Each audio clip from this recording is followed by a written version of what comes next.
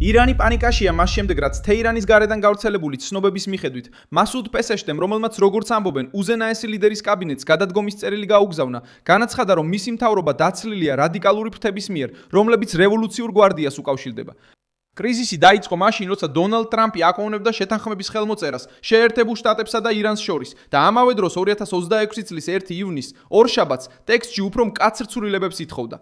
ვაშინგტონში დონალდ ტრამპმა არ დათანხმდა თეირანისთვის ფინანსური შეღავათების მიცემას, ბირთვულ პროგრამასა და ჰორმუზის სრუტის გავლაზე მკაფიო გარანტიების გარეშე. თეირანში არჩეული პრეზიდენტი ზეწოლის ქვეშაა იმ მეთაურებისა და დაჯგუფებების მხრიდან, რომლებიც ძალაუფლების დაკარგვას არაპირებენ, რასაც გვარდია ცდილობს დამალოს. რატომ შეაჩერა ტრამპმა შეთანხმება გადამწყვეტ მომენტში? როგორ აუხსნის ირანის რეჟიმი პრეზიდენტს, რომელიც ამბობს, რომ გვერდზე გადადეს? ამას ყველაფერს ახლავე გეტყვი. თუ ასეთი პირდაპირი და კონკრეტული კონტენტი მოგწონს, გამოიწერე არხი, რადგან აქ ასეთი ვიდეოები ყოველდღე გამოდის. ტრამპმა შეთანხმება შეჩერა მას შემდეგ, რაც პარასკევს თავისი ეროვნული უსაფრთხოების გუნდთან შეხვედრა გამართა. პროექტი უკვე შეთანხმებული იყო ორივე მხარის წარმომადგენლების მიერ, მაგრამ ის გადახედვაზე დაბრუნდა, რადგან თეთრი სახლი ირანის ბირთვულ ვალდებულებებზე უფრო მკაცრ ფორმულირებას ითხოვს. ძირითადი მოთხოვნა მარტივია. თეირანს არ შეუძლია გამოიყენოს ზავი ფულის მისაღებად, სანქციების შესამსუბუქებლად და ბირთვული პროექტის გასაგრძელებლად, სივრცის შესანარჩუნებლად. ცვლილებამ ირანის გეგმის გულში დაარტყა. რევოლუციურმა გვარდიამ ძალაუფლება სწორედ უსაფრთხოების, საზღვრების, მოკავშირე მილიციების, პორტების, მარშრუტებისა და ეკონომიკის სტრატეგიული სექტორების კონტროლით ააგო.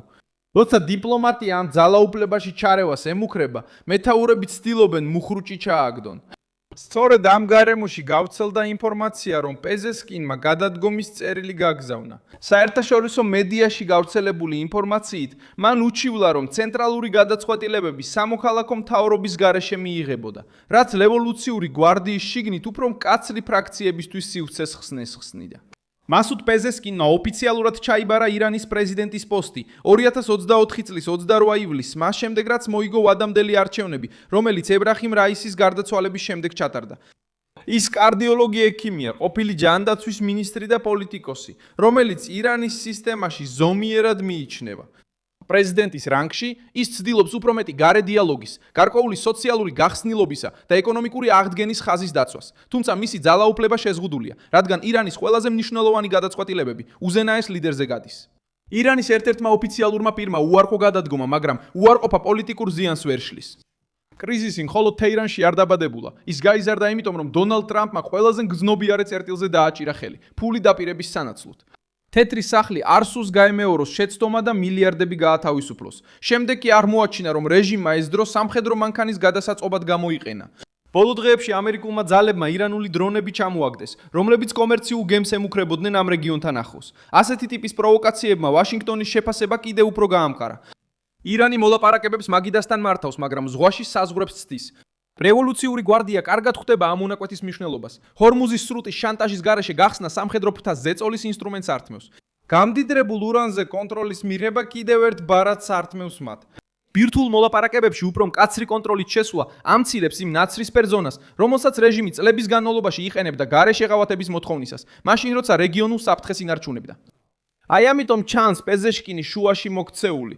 მას სჭირდება ირანელ ხალხს დაუნტკიცოს, რომ ეკონომიკის შემსუბუქება შეუძლია. მაგრამ სისტემის შეიარაღებული ადამიანები არ სურთ დათმონის ბერკეტები, რომლებიც მათ გავლენას ამყარებს.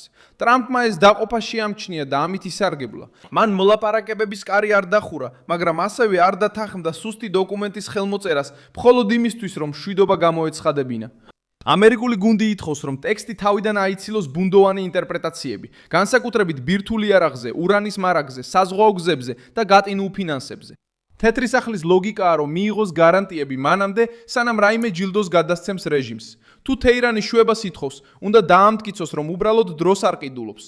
პეზეშკინი ამ ჩიხური მდგომარეობის სახედ იქცა. ის პრეზიდენტად მაშინ აირჩიეს, როცა გარკვეული გახსნილობა და იზოლაციის შემცირების მცდელობა დააპირა, მაგრამ მართავს ისეთ სტრუქტურაში, სადაც პრეზიდენტი მარტო არ წყვეტ ყველაფერს.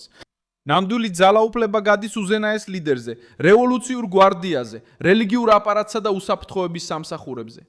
როცა შეთანხმება შეერთებულ შტატებთან წინ წავიდა, ამ სტრუქტურამ აჩვენა, რომ არაპირებს დაუშვა სამოქალაქო პრეზიდენტმა მარტო მიიღოს გადაწყვეტილება, რომელიც რეჟიმის ბირთვს ეხება. შესაძლო გადადგომა უფრო ღრმა კრიზისს აჩვენებს, ვიდრე უბრალოდ კაბინეტის შიდა დაპირისპირებაა. ირანი გაყოფილია ეკონომიკური ამოსუნთქვის საჭიროებასა და შიშს შორის, რომ ტრამპის წინაშე დამარცხებულად არ გამოჩნდეს. ქუჩებში იგრძნობა ინფლაცია, დეფიციტი, სანქციები და მუდმივ დაპირისპირებაზე დაფუძნებული საგარეო პოლიტიკის ფასი. სამხედრო ელიტა სხვა ტიპის ზეწოლას გრძნობს.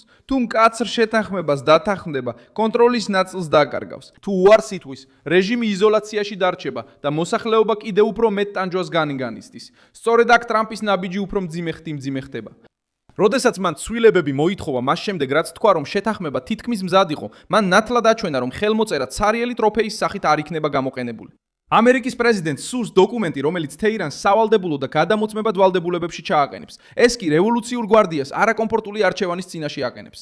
თუ დაბლოკავს, მთელ მსოფლიოს აჩვენებს, რომ ურჩევნია შიდა ძალაუფლების შენარჩუნება, ვიდრე საკუთარი ირანელი ხალხისთვის გზის გახსნა და მათი ტანჯვის შემსუბუქება. შემდეგი ნაბიჯი დამოკიდებულია თეირანის პასუხზე გადახედულ ტექსტთან დაკავშირებით. თუ რეჟიმი მიიღებს ცვლილებებს, შეთანხმება შეიძლება გაგრძელდეს როგორც დროებითი ზავი, 60 დღიანი ვადით, რათა დეტალურად განიხილონ ბირთვულ პროგრამასა და სანქციებთან დაკავშირებული საკითხები. თუ გვარდია გამკაცრდება, ირანში პოლიტიკური კრიზისი უნდა გაღრმავდეს, რადგან პრეზიდენტი უკვე სუსტი ჩანს და გადაწყვეტილების ცენტრი, როგორც ჩანს, გადატანილია მეთაურებსა და იდეოლოგიურ ფრთებზე. ვაშინგტონიც აკვირდება, ვინ ლაპარაკობს ირანის სახელით. ერთი რამეა, მოლაპარაკება დიპლომატებთან, რომლებიც გახსნას პირდებიან. სხვა საქმეა, როცა აღმოაჩენ, რომ საბოლოო სიტყვა იმ სექტორების ხელშია, რომლებიც დათმობას დამცირებად მიიჩნევენ. ეს ეჭვი ხსნის ტრამპის სიფრთხილეს. მან იცის, რომ ტექსტში ნებისმიერი მცირე ხარვეზი შემდეგში მახეთ შეიძლება იქცეს. ამიტომაც ის დაჟინებით მოითხოვს უფრო მკაფიო პირობებს, განსაზღვრულ ვადებს და გარანტიებს, სანამ რაიმე ფინანსურ შეღავათზე დათანხმდება. პესაჩკინის წერილის შესახებ ცნობამ გააჩინა კითხვა, რომელსაც რეჟიმი ვეღარ მალავს უბრალო უარყოფით. ვინ მართავს სინამდვილეში, როცა მოლაპარაკება ეხება ფულს, ურანს და ხორმუსს? პასუხი თავად კონფლიქტში ჩანს. პრეზიდენტი ცდილობს ეკონომიკური გადარჩენის შესახებ მოლაპარაკებას, გვარდია კი ცდილობს კონტროლის შენარჩუნებას. ტრამპი ხელში იჭერს კალამს და რეჟიმს თხოვს აირჩიოს სერიოზულ შეთანხმებასა და საკუთარი დაყოფის საჯარო გამჟღავნებას შორის. შედეგი უზარმაზარია.